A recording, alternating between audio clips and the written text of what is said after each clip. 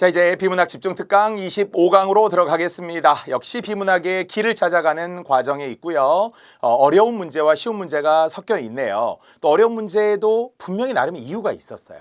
그 객관적 이유와 합리적 이유들을 잘 추적해서 다음에 그 킬러 문제, 고난도 문제를 맞을 수 있도록. 그래서 여러분이 이제 점수가 향상이 되어야만 실질적으로 결과에 도움이 되어 최종 합격이 가능하겠죠.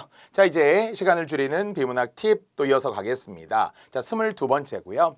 자신에게 맞는 어떤 푸는 방식을 찾아라 이렇게 써놓았습니다. 사실은 우리가 비문학은 나름의 철학과 문제 푸는 요령이 각자 다 조금씩 있어요. 물론 이제 이것이 어떤 좋은 의미에서의 감각으로 이어지면서 정답을 맞히게 되면 가장 이상적으로 좋아요. 문제는 이게 별로 좋은 방법이 아닌데 그냥 자기에게 길이 들어서 자기에게 좀 익숙해지다 보니까 그런 방식으로 푸는 분들이 있어요. 근데 이게 가장 합리적이고 이상적으로 가기 위해서는 조언들도 들어보시고 또 제가 푸는 방식이나 또 저의 어떤 빗금, 동그라미, 세모, 네모, 별표 이런 이제 기호들도 잘 찾아 나가는 것도 좋아요. 다만 이제 자신의 방법을 찾기 위해 저도 사실 제가 이 자리에서 강의를 하고 있지만 어떤 선생님에게 푸는 방법을 배웠다거나 그래서 제가 엄청 뭐 어떤 국어를 잘하게 됐다고 이렇게 생각하지 않아요. 저도 문제집을 혼자 풀면서 연구하고 또 많이 풀다 보니까 정말 신기하게 보이지 않던 게 보이고요. 또 자신감도 갖게 되고 탄력을 받는다라는 게 되게 중요하더라고요. 어느 순간은 정말 더뎌 보입니다. 이 공부라는 게. 근데 그 시간이 지나고 분명히 어떤 딱 한계선, 임계치를 넘어가게 되면 그 다음부터는 충분히 뭐 어렵지 않다라고 생각하고 풀어요. 설사 틀리더라도. 뭐 한두 문제 틀린 한이 있더라도 나는 잘하고 있다, 열심히 하고 있다, 괜찮다, 걱정하지 않는다 이렇게 하면 크게 부담은 되지 않거든요. 자, 어쨌든 자신만의 방법을 찾자라는 건데요. 그중에 지문 읽기의 순서를 정하는 것. 물론 우리는 정말 조언을 통해서 문제 보고 선지 보고 지문 보라 이렇게 교과서적인 이야기를 했지만 또 학생들은 다를 수 있거든요. 또 난도 같은 경우도 당연히 쉬운 지문부터 푸는 것이 가장 좋죠. 그래 이제 우리가 두뇌라고 하는 게 엄청 충격을 받기 시작하면 뇌가 이렇게 쪼그라든단 말이죠. 뇌가 쪼그라든다라고 하는 것은 그만큼 다른 어떤 지문이 나왔을 때도 계속 방어를 하게 되죠. 부딪히는 거예요. 그래서 우리가 들어갈 틈이 안 생깁니다. 해마까지 깊이 들어가야 되는데 그래서 여러분들도 처음부터 좀 쉬운 거 모든 시험 문제 1번이 가장 쉬운 거거든요. 그래서 이미 우리 국어 기준으로는 뭐 어문 규정 간단한 맞춤법이 나오기도 하고요. 예전 수학 시험을 보면 수학 1번부터 뭐 10번까지는 대체로 그냥 좀 쉬운 정도의 수준 이런 기억이 나거든요. 그래서 여러분들도 쉬운 것부터 일단 찾아서 푸는 게 좋고요. 그래서 시간을 일단 좀 줄여놓고 마지막에 선택과 집중을 하자는 거죠. 쉬운 것부터 어려운 것. 또 문학, 비문학도 또 선택할 수도 있어요. 나는 개인적으로 문학이 좀 편하다. 그럼 문학부터 빨리 푸는 게 좋아요.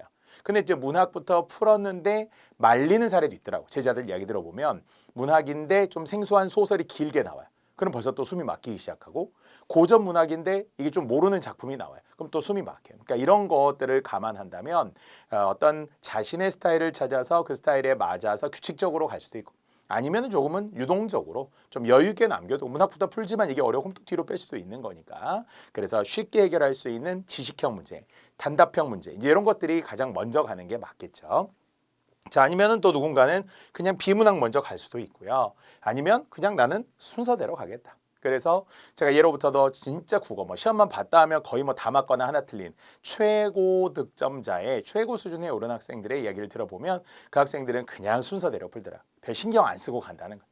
그냥 나는 나의 길을 가겠다 이렇게 생각을 하면서 자신만의 길을 그냥 묵묵히 풀어도 시간도 되게 좀 줄여서 풀고요. 정답에 대한 확신도 다만 정답에 대한 확신이 있다 없다는 시험지를 보면 금방 나와요.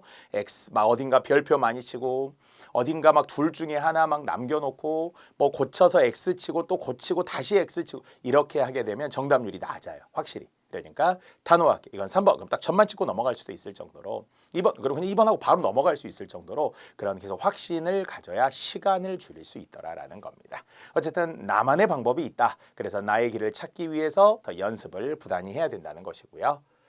자, 여전히 우리는 서술어 중심의 독해, 우리 비문학 7대 팁부터 시작을 했던 것처럼 확실히 이제 우리가 시험 문제로 놓고 보았을 때 틀렸던 항목들을 평균적으로 쭉 펼쳐놓고 보면 확실히 어딘가 이런 뒷부분에서 X일 가능성이 크더라라는 거예요. 물론 맞고 맞는 거하고 앞은 거의 다 맞거든요. 우리가 이제 어떤 선지를 읽을 때 앞에 있던 어떤 소재 A든 B든 C든 이런 거는 거의 다 맞는데 이제 끝에 가서 우리는 세 가지에 틀릴 수 있는 경우가 있다고 했었잖아요. 그래서 뒤가 틀리거나 앞이 틀리거나 중간이 틀리거나 이제 이런 정도의 위치가 있는데 그 중에서 아무래도 서술어 중심.